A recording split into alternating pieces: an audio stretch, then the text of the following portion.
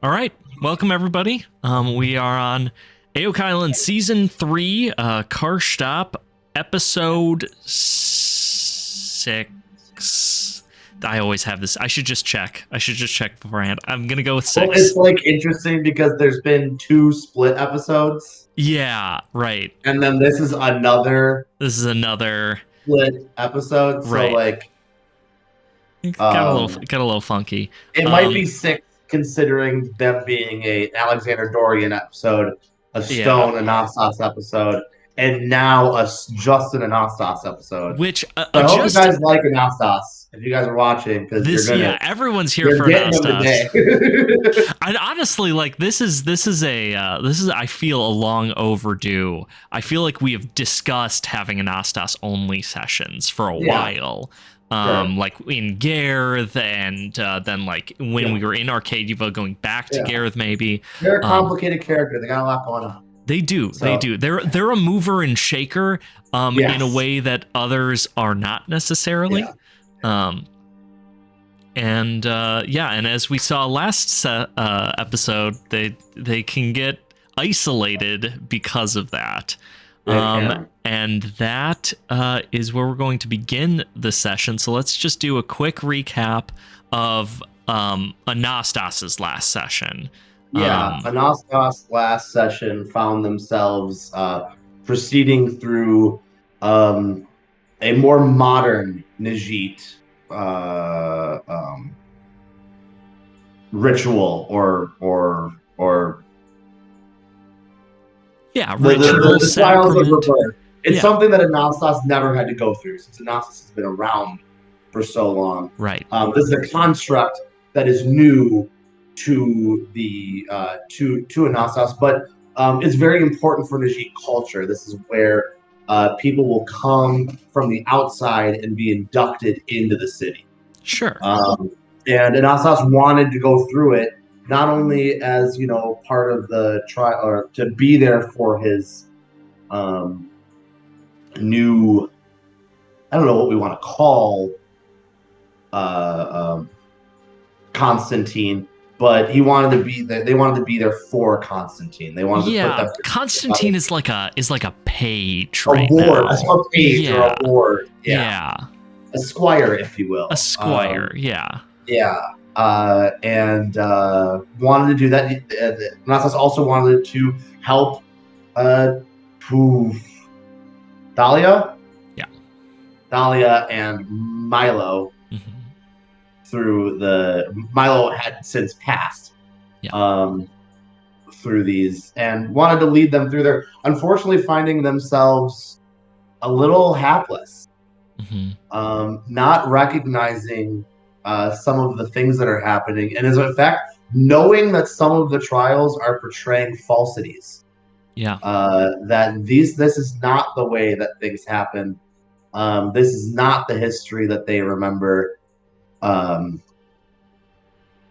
that was deeply, deeply troubling for Anastas. They had a bit of a crisis when that came, but thankfully, our young page, Constantine, was familiar enough with the modern scripture that, and he had found a book too that like walked through, that helped this out. Normally, you would be preceded through here by an evangelist, someone whom Anastas did not appreciate or have any care or love for.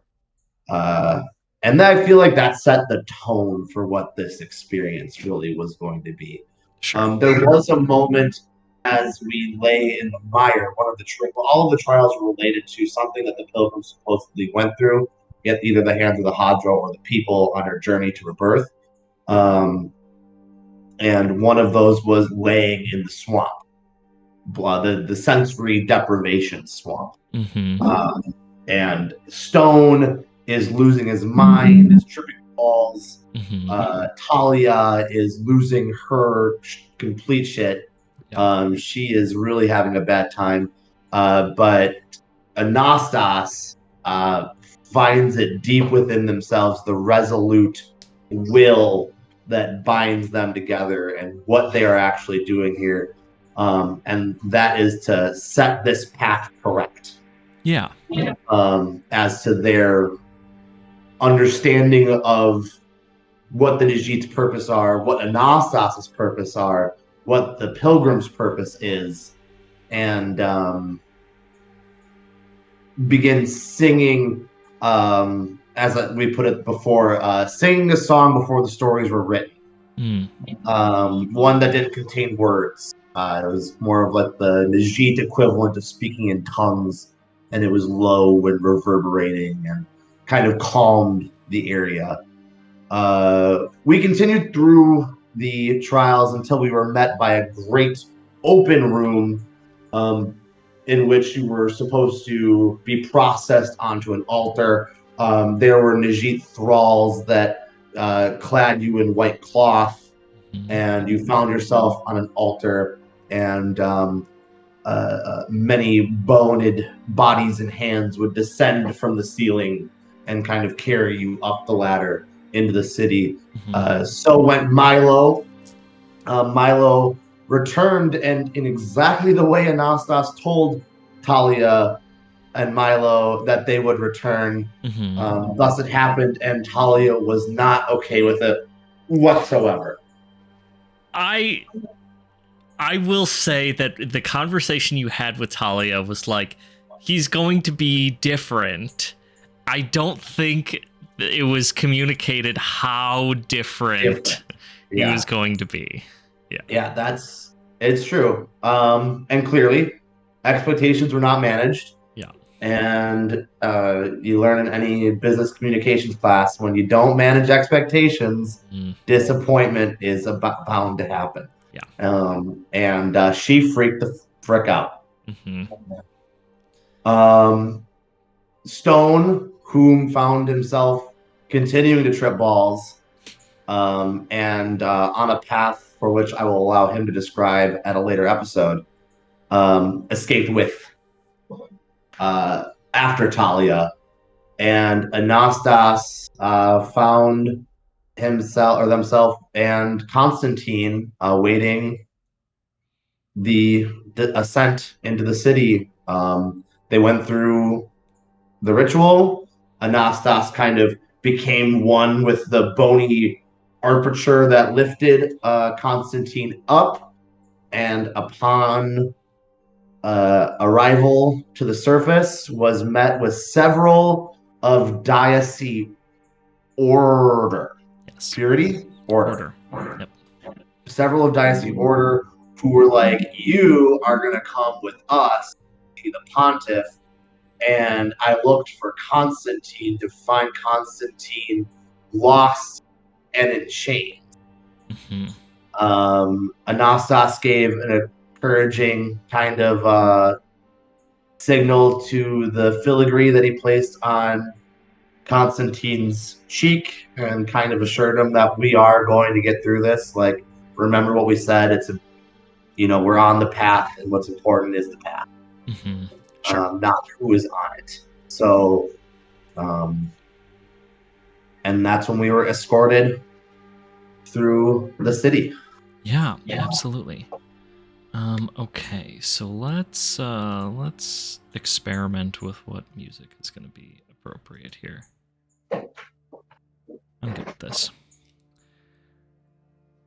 Anastas, you have been among squalor. You lived long years in Gareth's prison. You watched men lose their minds and succumb to corruption. You have seen the desperation of the refugees in Bilthrin and outside Arcadia. You've been among the sick and the dying.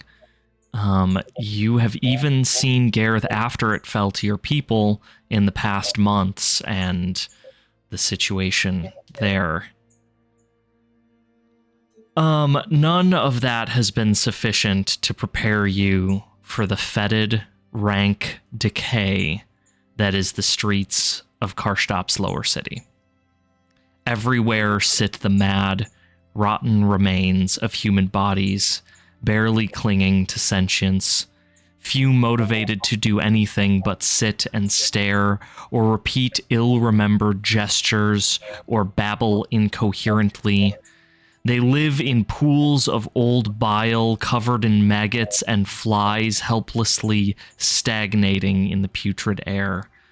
They watch you as you pass, a glimmer of recognition passing their moldering faces. Seeing the state of these streets, what is going through Anastas's mind? This is not how I left this place.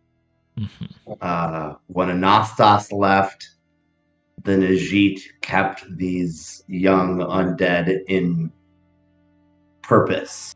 Mm-hmm. And everyone had a prayer to say and a job to do and a tithe to pay. And it is clear that that sense of order and purpose and will is gone from this place. You were led through Karshtop's low city upwards toward the last gate. There, a mesh of bones, bony arms that grasp one another to form the door between low and high, give way to your procession in a ripple of clattering bone and metal. Unlike the cluttered, cramped low town, the palace courtyard is immaculate, well-polished, shining, and clean, ornamented with brilliant statues and fountains, and almost completely empty. Constantine winces. It seems the contrast between high and low is not limited to Arcadieva, he mutters. The palace courtyard, as you know, connects the four basilicae, the grand temples of each diocese. The Archives Eternal to your right, the Red Iron Basilica of the Conqueror for might on your left, up to farther down on your right, the Black Marble Basilica of Cleansing for purity, and then farther up on the left, the Golden Palace of the Lord for Diocese Order. And at the center and the back of it all, forming the head of this sort of pentagon square, is the Cathedral of the Undying Queen. Truly a marvel of architecture. Huge flying buttresses of marble and gold, like the ribs of some colossal creature, rise to meet its spine, out of which countless statues seem to burst from it at every angle. From every crevasse and above each window and doorway. As you pass into that cathedral, you feel like you are being swallowed, consumed by a titan of stone and metal and wood, a gilded giant. Inside the atrium, you are overwhelmed by the feeling of smallness. It is a feeling you have not met for some time. One you had forgotten, but you are not a stranger to looking up on the world from below. Could you give me a cunning check? And this is going to be easy, so +2. Or rather, -2. Wait, +2 is easy. Okay, yeah.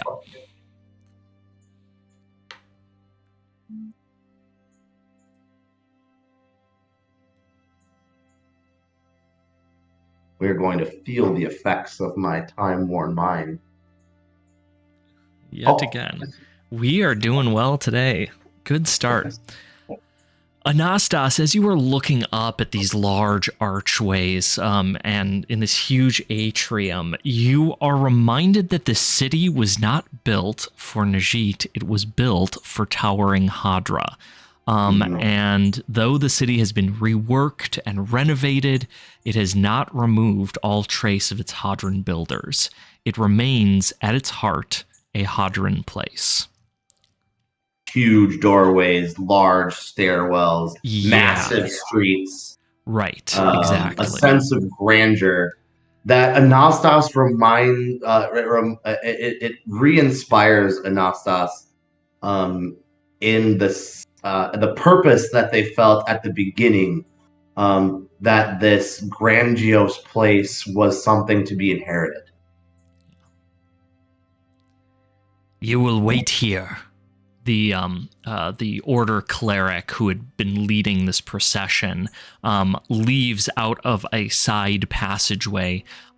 You are sitting. The atrium leads into a great hall. You know that is that great hall is where many of like ceremonies and things happen. It had previously been the throne room for the Andaran Emperor. And now, if the Pontiff is to receive somebody, that is where it is going to happen.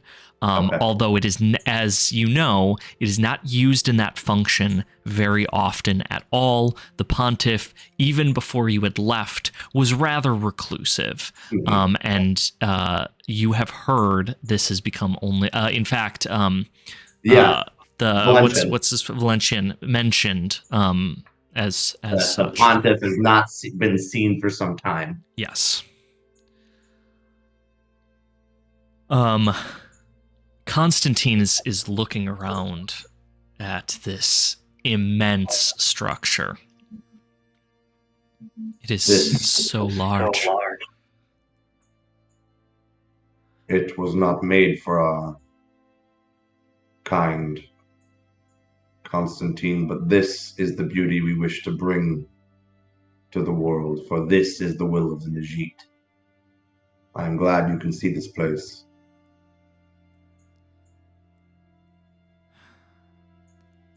I wish that more could see it. And more will. You are so confident. That is my only way.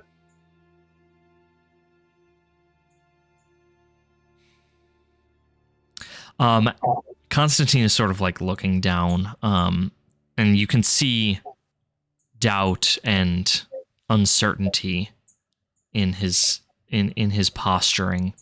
I suddenly Do you know feel... what this? Go ahead. Do you know what this city was, Constantine? It was the capital of the Hadran Empire. Indeed it was. When we claimed it, we were nothing more than clambering masses, crawling through the earth, tearing flesh from bone. We had no armorers, no smith.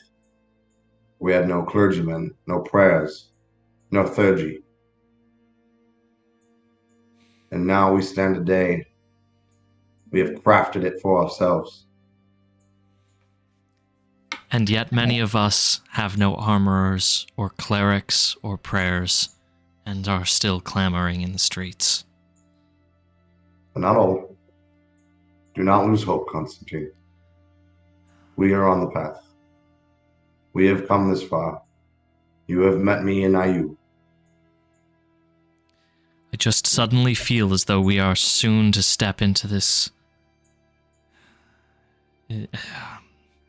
I suddenly feel as though we are to step into a nest of vipers. Did we not when we approached Raven's Folly? Or when I found you under the clutches of Horatio?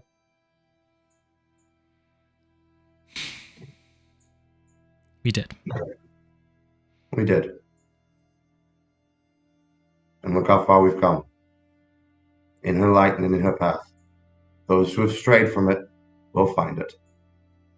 At that, the door opposite you, not the large door leading to the grand hall, but a side passage leading into the west wing of this cathedral, opens, revealing a tall, slender Najit. She is covered in gold bangles, white gold bangles, and like crystal and glass that it drapes off of her like snow. And she is surrounded by a retinue of clerics who are dressed similarly, but nowhere near as grand as her. She looks like a chandelier.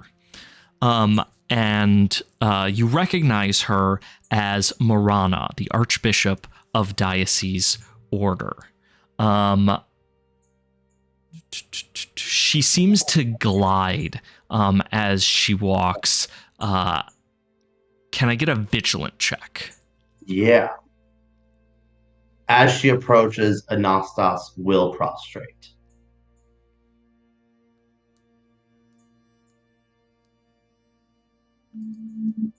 Success. Ooh, you are with the fours today. You're just Fours. rolling fours. Roll fours. Let's keep it going. She is on edge and not happy that you are here. This is very difficult to tell. In Najit, they have body language, but they don't have facial expression and things like that. So reading people is an art. And there are very subtle things that you learn to look for. But you can tell that she is not her usual. The way that the chandelier is moving is a little more violent or rough, or there's less care taken in the movement, and every now and again a heavy step. She has always to you been incredibly cold and collected, and this is a strange mood for her to be in. Give me a moment. We're gonna see if this works. Anastas, how long has it been? Long enough, it would seem, Your Eminence.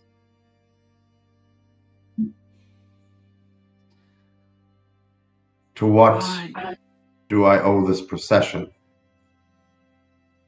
You have much to account for. You have been gone a very long time. Time that, well, it is not for me to say. Time when you were needed.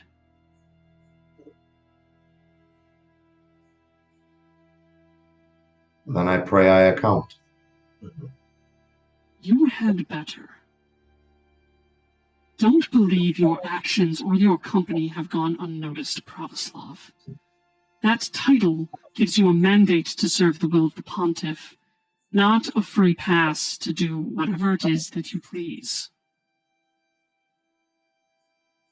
Pravoslav is a truth-teller of the pilgrim, of whom I have never failed to serve. One more thing. Don't take congeniality for forgiveness. You have much to answer for, and you would best provide several very good answers. With that, she glides off towards the east wing and disappears with her small retinue. And I will kind of uncontort and stand back over the wheel. What was your relationship with Marana, Archbishop of Order, prior to having left? I have a feeling that Order doesn't generally enjoy most of the Pravoslav. I get that impression as well, because they are outside of their realm of control. Yes. And so I would not be the only Pravoslav that Marana does not like, but I can definitely see Anastas being a major offender to her as well, especially one that takes the same what is the word? Liberties as Anastas does. I imagine beforehand, I'd always served my purpose as a Pravoslav, or as a soldier of might and as a general of might. But as a Pravoslav,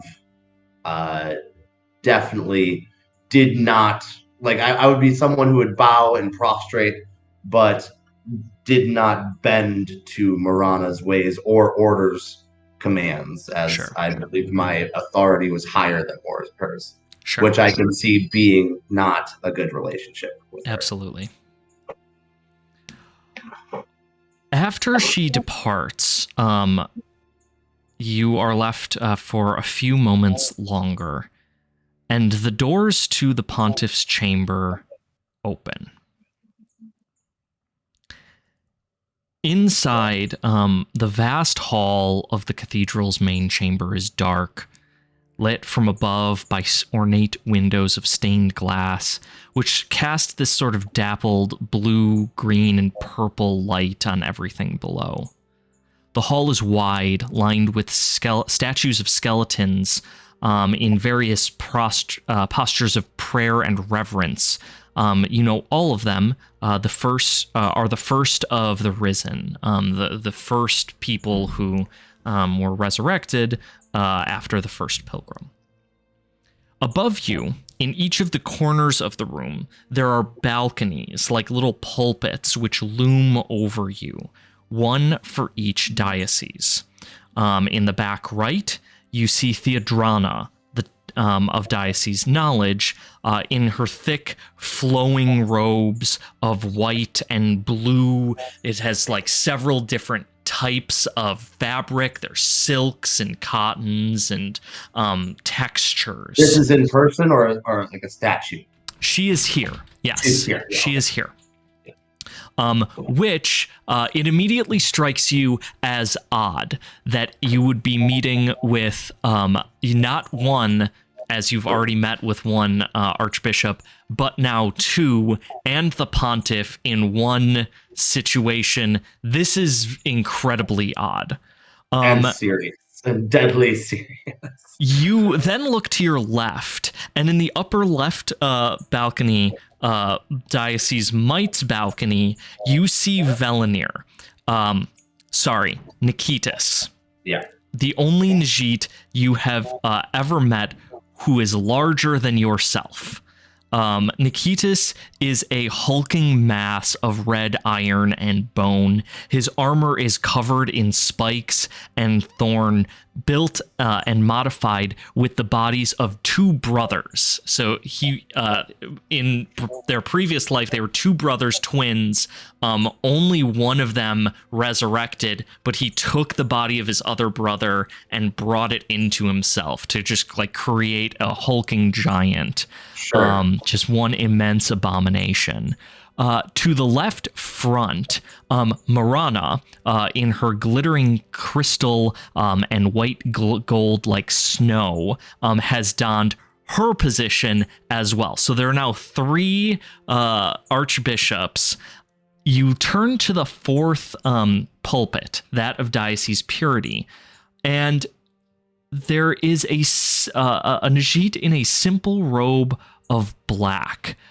You do not recognize this Najit. It is young for the Pure House. Its bone is not yet blackened with the smoke of incense, and it wears a pair of spectacles as its only adornment, with nothing more.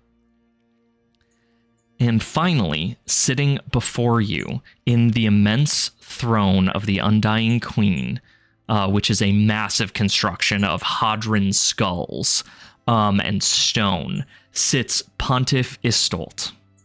Unlike the others of the room, the pontiff appears as an old man with leathery brown yet pallid skin and thick yellow-white hair. He is dressed in the clothes of a peasant farmer from 300 years ago, and he appears frail, weak, and hunched, but he smiles warmly at you as you enter. At the center of the room, bathed in a pillar of pale blue light, is a small riser. This is where you would prostrate yourself. As you enter the room, however, there are guards on either side of the door, and they stop Constantine. And the one on the right says, "The pontiff's words are for yours only." I'll nod to Constantine and progress to the pulpit. Constantine backs up, but does so warily. He is still in chains at this point, and so does as he is told, and goes to sit in a small bench that is just outside, and looks at you with just worry and concern riddling his form. Anastas puts 10 toes down and the door closes loudly behind you.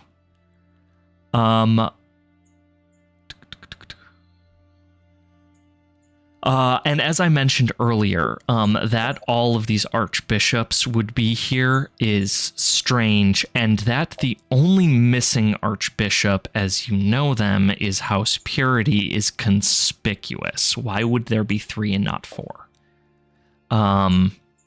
or The what Najib happened. there is seated. There seated is far too young to be the Archbishop Dominican, who even when you knew him was already jet black with soot. Do you prostrate yourself in the center of the room? Of course I do. When you have prostrated yourself, the pontiff speaks, his voice barely more than a raspy whisper.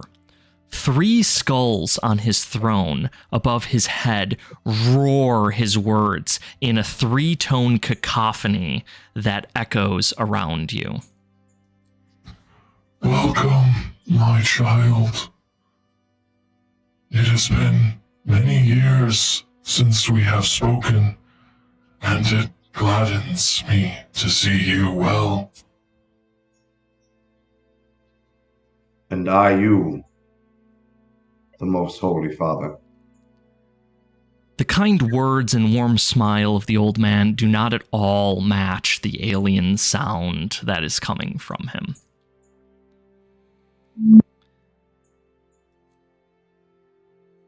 Anastas, tell me, how has your search for the pilgrim been?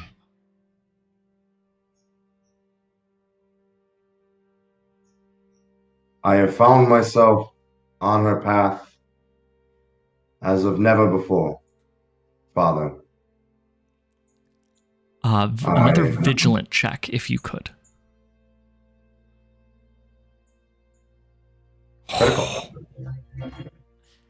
Damn, dude. Okay. When you set a check at legendary for +6, you just don't expect that it's going to happen. The pontiff threw out this very casually as a conversation starter. But he is incredibly invested in the answer. He is trying to portray nonchalance and just bringing this up as this is where you've been. How's it gone? But you can tell when you say that you are close, that is concerning for him. I feel now more than ever, and I now start speaking louder to address the other bishops directly, that I walk in her footsteps as she lay them, that the returning of the pilgrim is nigh upon us. And such endeavor should not be squandered, for that was my purpose. And for that is why I left these walls. And that is why I return. This is wonderful news.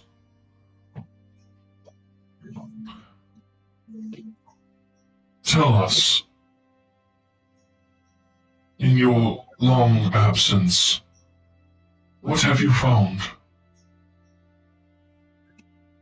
I found 2 of the living that work in her light, in brilliance, that faced one of the Hadron gods with me, and fell another. I found a great Thurge, who, though under the watchful eye of a heretic, Horatio, we put to his end. And I found one of the worshippers of Isho, who had seen the pilgrim's light himself.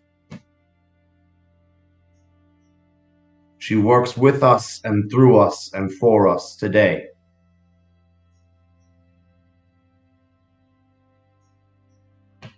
I have been told of your success in rooting out heresy in Arcadiva.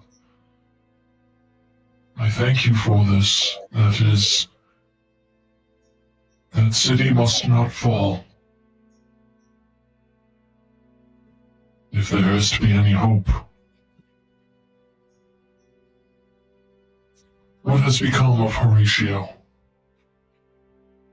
He possesses some sort of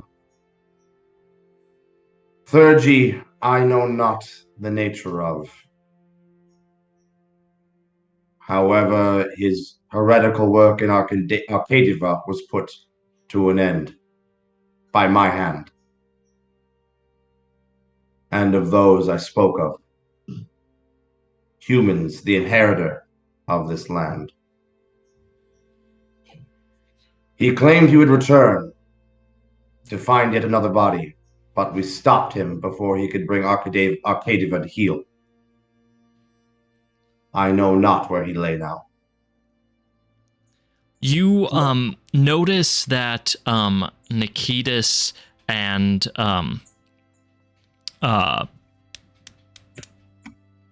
Morana exchange a look when this information is brought to light. We shall keep a watchful eye to ensure that this rot does not spread. Thank you, Anastas. Your companions. You have mentioned 2 humans who have done great deeds, it seems. And a 3rd who has seen the Pilgrim's light. Anastas, do you believe the Pilgrim works through the Hadra? I think the Pilgrim works through all tools at her disposal. I know the Pilgrim cares not who carries her light, only that it is carried, only that it is brought to the world and to man.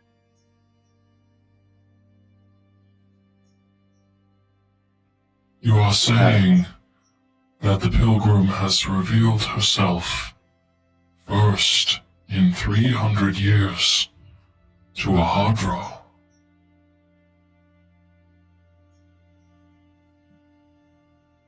Pontiff,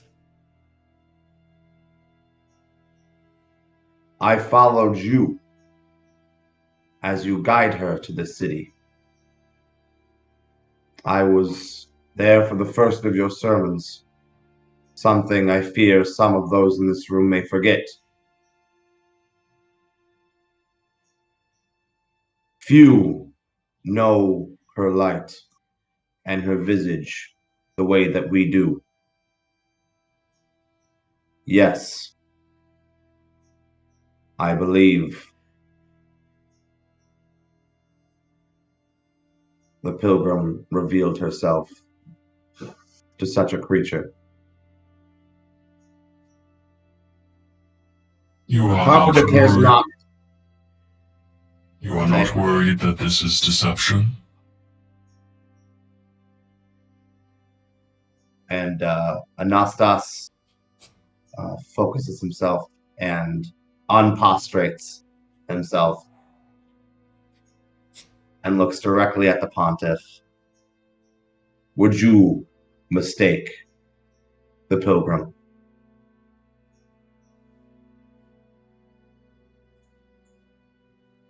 The look on the Pontiff's face is one of concern. No, I would not. Nor I, Father.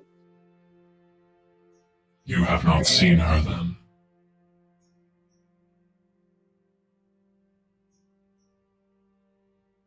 Not in the way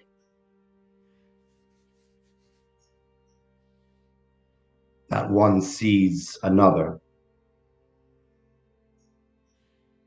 but in the way that one knows themselves, that knows themselves true.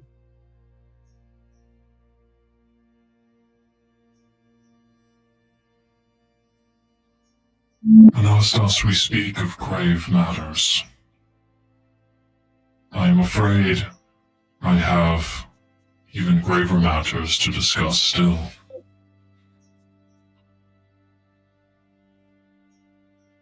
I have need of you.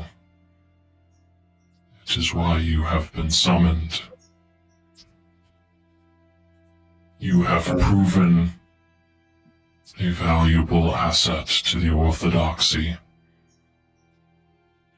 And this assignment is sensitive. I need to know that you can be trusted. Please, approach my throne. I wish to speak to you face to face. Anastas stands proud and approaches with care. The Pontiff rises weakly up off of his throne and comes down to you. He is a small man, or was even prior to his long years as a Najit, keeping himself in this halfway place between living and death. He motions for you to come down to his level. Yeah, Anastas will take the wheel off of their back, place it in front of them, and then kneel before it with his hands on it and in front of the Pontiff.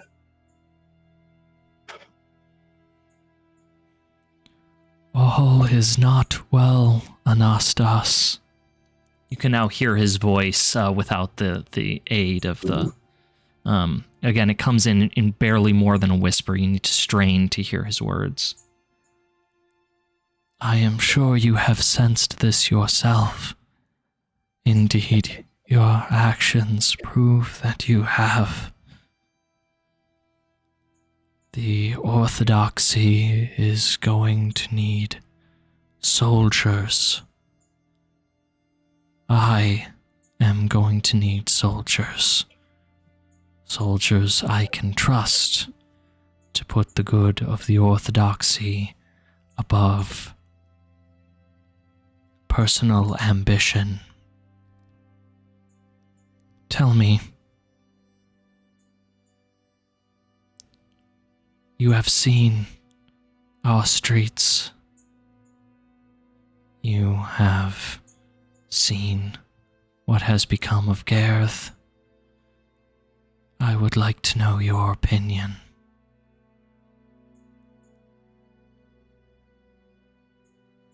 It is difficult for me to speak with truth to you like this. But we feel trapped as flesh rots from bone before rebirth. It stinks, Father. I cannot smell it, but I can feel it. The temptation of the flesh, the agony of desire festers in our children. In my absence, it appears we have grown stagnant and away from our path.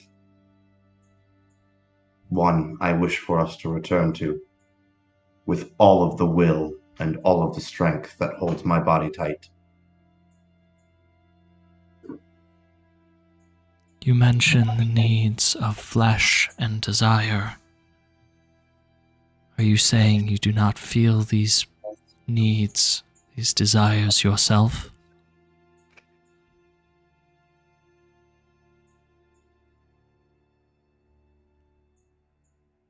Flesh served me no purpose. Before I was given new life and born eternal, it did nothing but pain me. My legs could not walk. My hands could not grasp. I could not stand. I only have known this body. I have only had strength in the pilgrim service.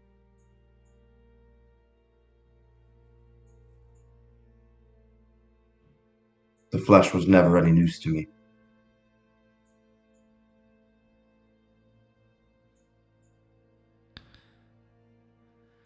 I fear, Anastas, that my power here wanes. I am not capable of making the changes that I believe we both wish to see. He looks at the four archbishops that are observing, well, the three and the one.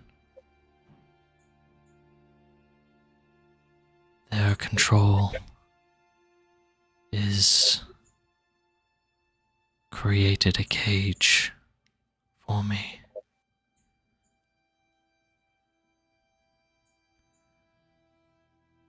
Father,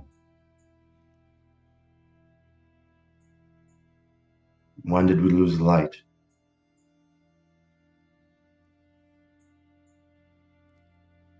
How does light disappear? It wanes. It does not go out all at once. It fades.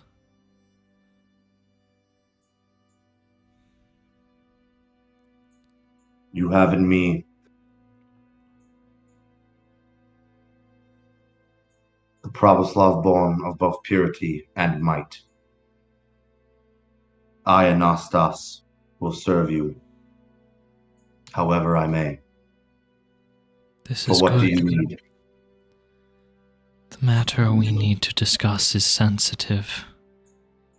And though I believe you the person for the task, not everyone agrees with me. We must be certain that you can be trusted. Tell me, Anastas, what do you remember about your past?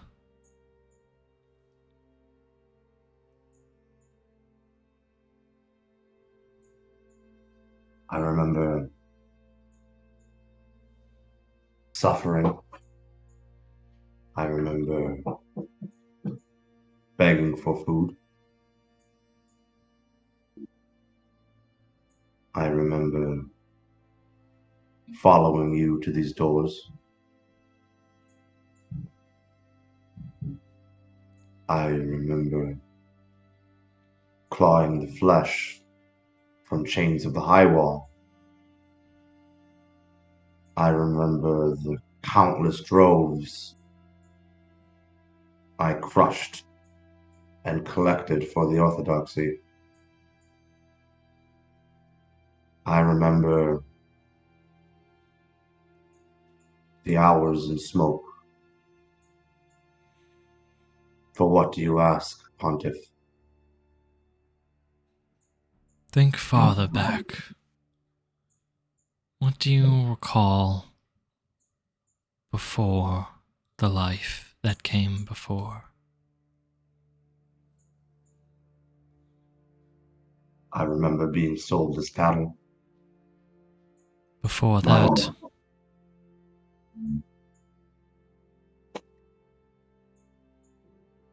I don't. Anastas, you have come so far, and yet in many ways you are still a child. There are truths you must know, truths you must remember. Velenir can guide you along this path. And when you remember who you are, we will talk again, and the importance of my request will become clear to you.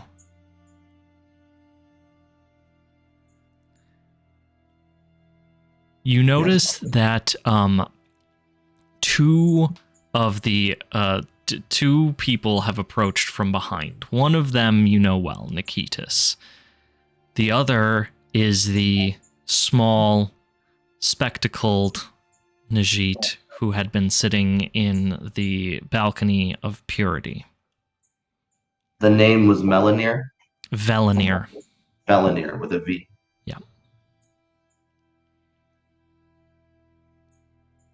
All right. Yes.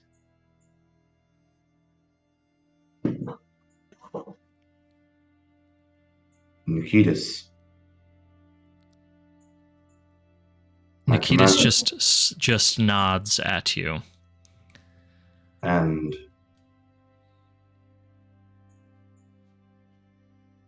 in Pilgrim's name, I apologize, but we are not acquainted, little one. We are not acquainted. I am new around here. Your station obscures your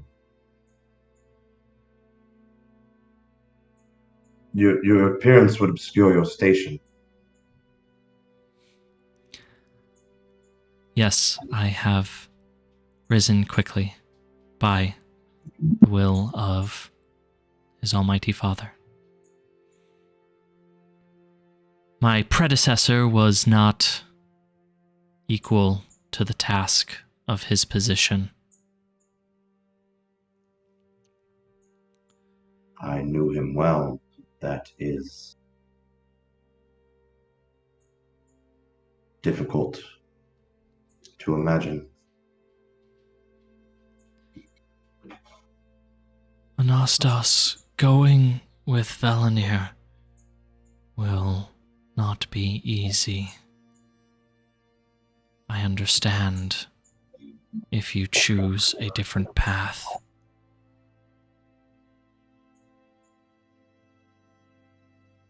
He will show you things that will change your perceptions. Would not be the only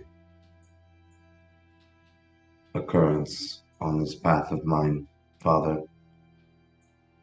I have seen great and terrible things on my path.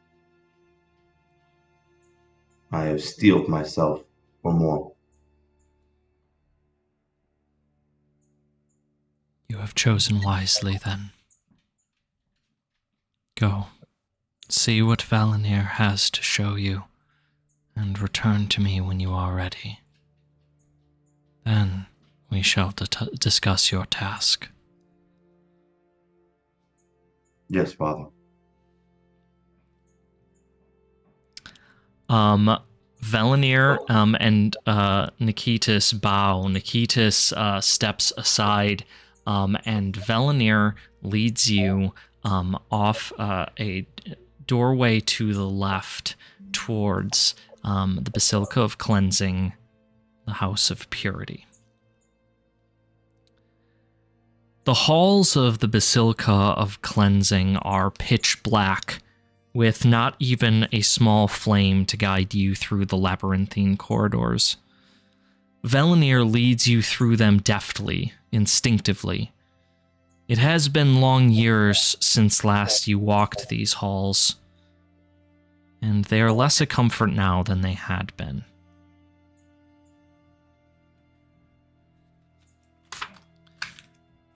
When last did you travel these halls, Anastas?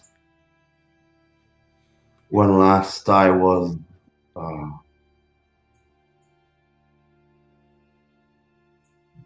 cleric of purity, long before I even became a soldier of might, long before I became a Provislav.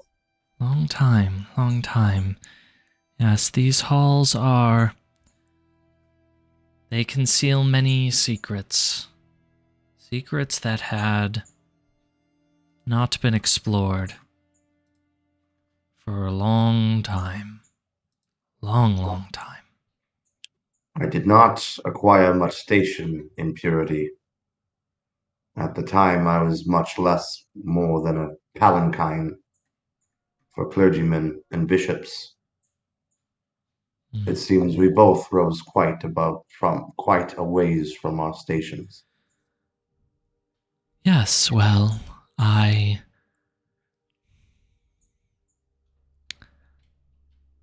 have found clarity.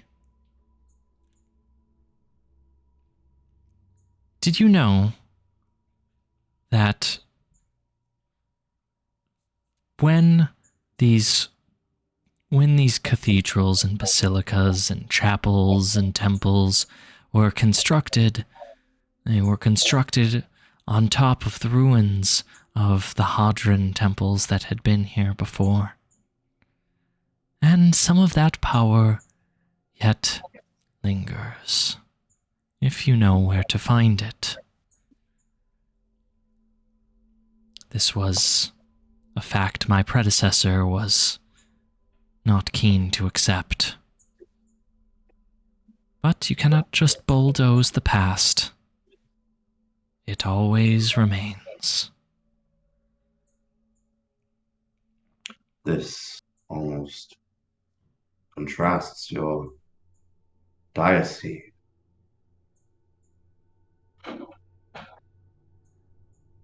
My diocese has had to learn what is pure and what is not. Deep within the bowels of the Basilica of Cleansing, you come to a small chapel, simple in its design, really not much more than a small basin for incense atop a low, circular altar. The rest of the room is dark, illuminated only by the smoldering of the incense. Clouds of it hang in the air, wrapping around you, enveloping you. You feel you have stepped out of one world and into another, or perhaps into the space between worlds, formless and empty but for mist and smoke and this small altar. Give me just a second. I was, in my past life, a student of heretical masters. It took me a long time to see the Pilgrim's Light. I was raised on a mountaintop in a shrine led by the demon Yora.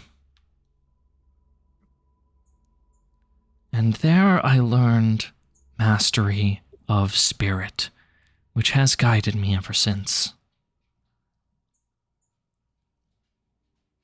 even in their heresy and their hatred of man, the Hadra have found much wisdom, which we can learn from.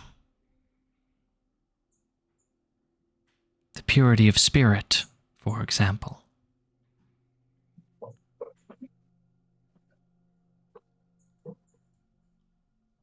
One of their temples, one of their shrines, remains here still, if you know how to find it. Tell me, Anastas, what do you know of the spectrum of perception?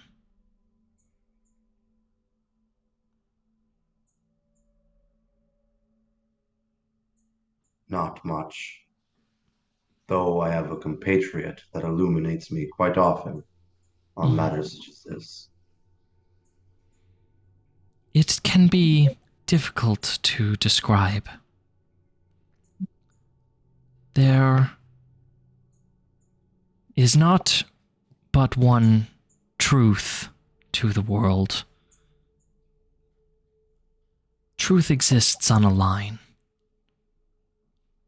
From that which is hard like a stone to that which is light like smoke. A world of the physical and a world of the conceptual.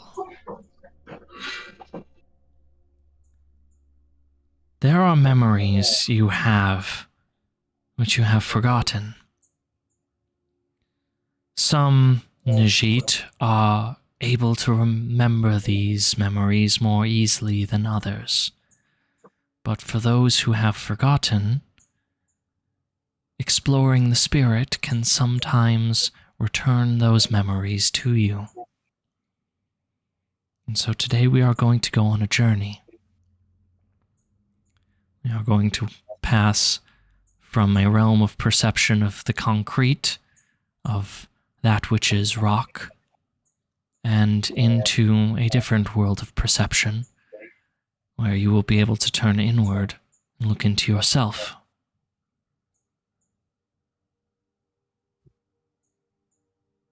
By removing this hard, heavy sight, we can see what truly is. The Hadra were able to do this without need of assistance, but their heretical magics are based on lies which I dare not utter. However, we have found ways around this. And he, from his simple cloak, pulls out a small bit of incense, which he adds to the altar and lights while explaining. This concoction is based on the same herbs found in the path of rebirth. I understand you had the opportunity to walk through earlier. I did. We undead, we who have risen, are not able to feel the effects of a poultice such as that. We require a smokier version. And the incense begins to fill the air and wrap around you. I'm going to need you to make a resolute check.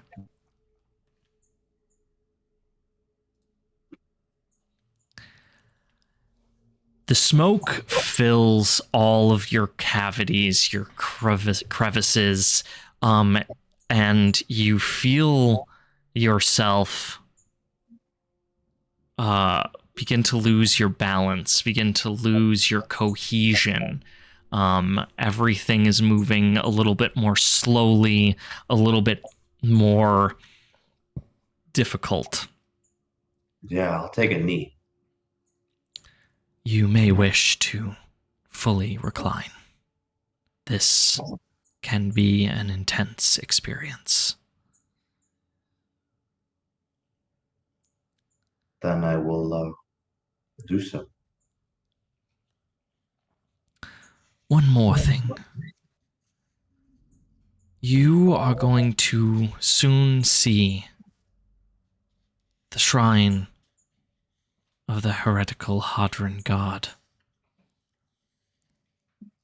In ages gone by, an offering would be left.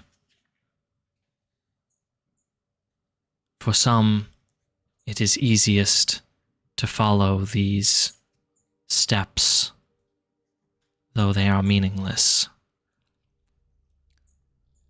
The Hadron of old would leave something of great material value behind. Something that they were a sacrifice, if you will, a relinquishing of the material in favor of the spiritual. Do you have anything that you can offer?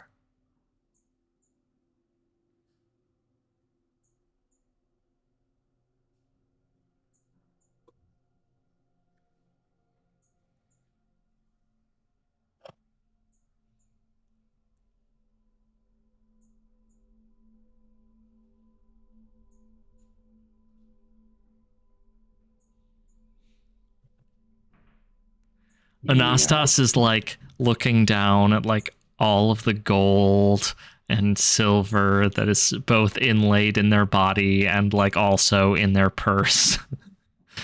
I do. I certainly do. I guess from DM to player, Yeah. is he looking for something of like actual material value or of sentimental value? Oh, great question. No, specifically material value. Sentimental value is different. Okay. That would be something you would want to hold on to. But no, things of material value that only have material value. That's what he's looking for. I will sacrifice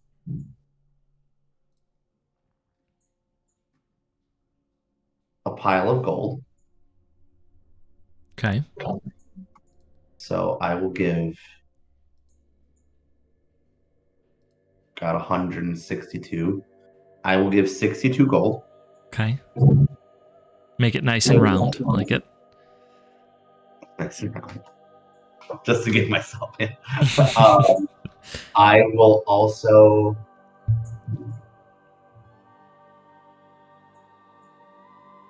give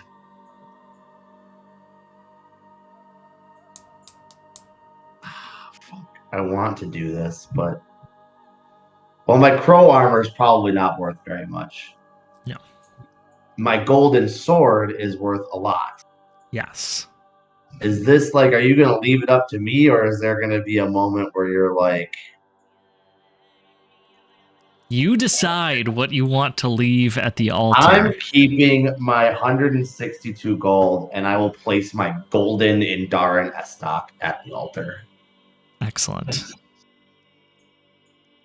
You pull the Estoc out of your body, and attempt to set it gently on the altar, but you're no longer coherent. Like your body is no longer holding itself together. Like your like hand like kind of falls apart as you're trying to set this down, and around you, the altar and Velanir seem to fade from view.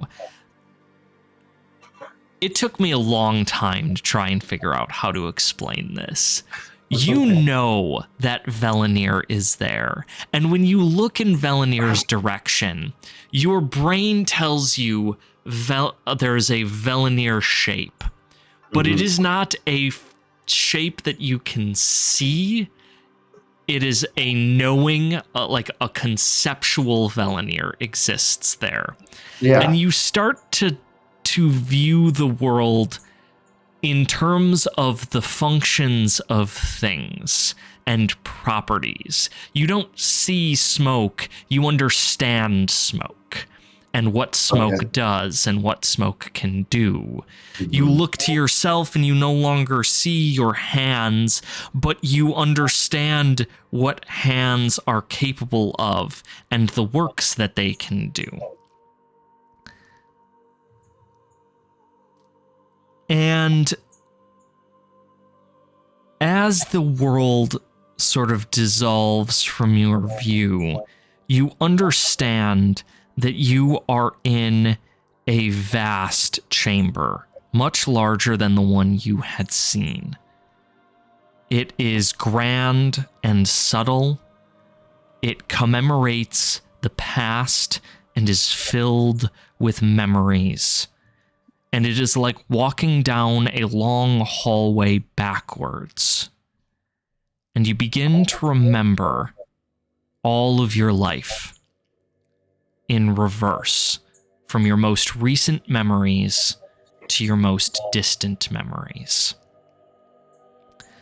Begins seeing yourself meeting the Pontiff and back to the paths of rebirth, out to Karshtop Township, beyond to Raymond's Folly and Arcadiva, to Garth, to Ernon's Vale, where you met with Isho, and you had seen Venici the Sincere, to your long time spent in the Gardanian prison, speaking with Stone, and learning things that you knew to be heretical, but yet finding some comfort in this antagonistic relationship you had with one another.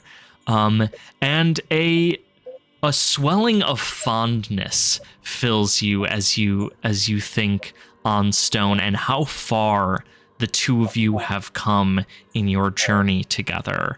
It is a journey you never expected that you would undertake, especially not in those dark days.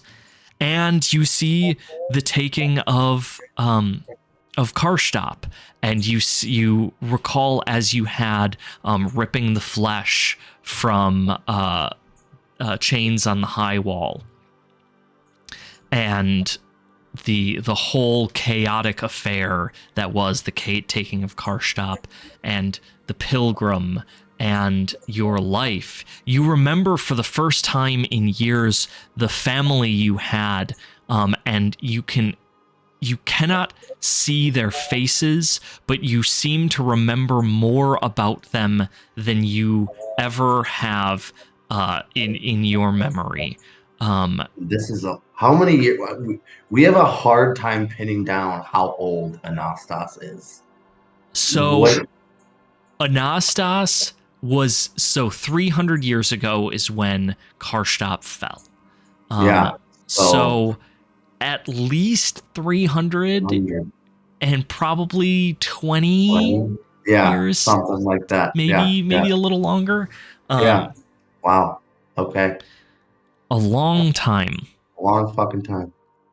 And one thing you noted, okay, can I get another vigilant check? A lot of vigilant checks today. I'm into the vigilant. Just 2, I think. 3. This is the third one. Yeah, out of 6 checks total, and you're just slaying today. Yeah. There are shady, misty areas of your past, things you've not thought of for a long time, and you think to yourself, this is the thing that you are here to remember. These things that you have forgotten, these areas of your life that for lack of need have disappeared. And as we discussed last session, the damage that you take... Go ahead. Brant is losing his mind. Oh, okay. I might need you to repeat what you said for the past 2 minutes. Brant's losing it on something. I'll be right back. Yeah. Yeah, we'll take 5, and when you come back, tell me 1 or 2 memories from Anastas's past that are remembered now during Sure. this. Yeah. Sorry, I couldn't pay attention to both. No, things no at once, worries, so yeah. no worries. Yeah. This actually works perfectly, so we'll just take Okay. 5. Okay, so we're back, and Anastas is going to is seeing memories of the past happening, in reverse, and areas of it that are clouded out, and they begin to take form. What form do these memories take? Happening in reverse. The first memory I have, Anastas has always been able to faintly remember their mother, his mother at the time. Anastas was a man born horribly deformed. Well, actually, Anastas remembers the day the Hadra, because they were in the bay of Ernan. Nope. Ernan, Amaran. The Amaran Bay. Amaran Bay, where humans were not treated kindly at all. And Anastas remembers his brother being taken. Mother had a job to do, and I was essentially an invalid. So the Hadran took my brother out of the house, and he fought the Hadra tooth and nail not to be removed, and ended up dying in the struggle, torn apart from the Hadran guards, and my mother weeping for days after that happened. And then we go back to when I was a child, crawling alongside my brother. And when we realized that I wasn't going to be biologically capable, my legs were growing too fast. I was on crutches. I was trying to do my best with my long arms and my frail being, and my brother would kind of like help me along and help me collect scraps for my mother, and we would play in the mud, and he thinks on him fondly, though he cannot remember his name. But these are the earliest memories that Anastas has of childhood being very small. And yet they continue to go. And the realization that there is more to be seen hits Anastas hard. Anastas, you see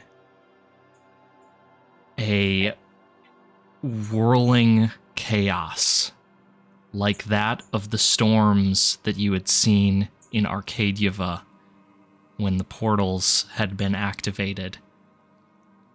You see yourself walking backwards out of one of these portals. You know it to be yourself, but a different self. A self that existed before that child. Thousands and thousands of years before that child. You see yourself as a Velashtarai prior to the creation of Eokailan. And the memories of that life come crushing down on you. And next time, were the old demons, the old humans that had destroyed the world and had escaped it. And next time, we are going to learn what exactly those memories are. And that is where we are going to end for today. because Oh. you've got a little bit of homework to do before we reconvene. Okay. Wow. For everyone on stream, thank you for joining us. This is a little bit of an unconventional session. It went quicker than I thought that it would. But some important things happened. So thank you for joining us, and we will see you next time.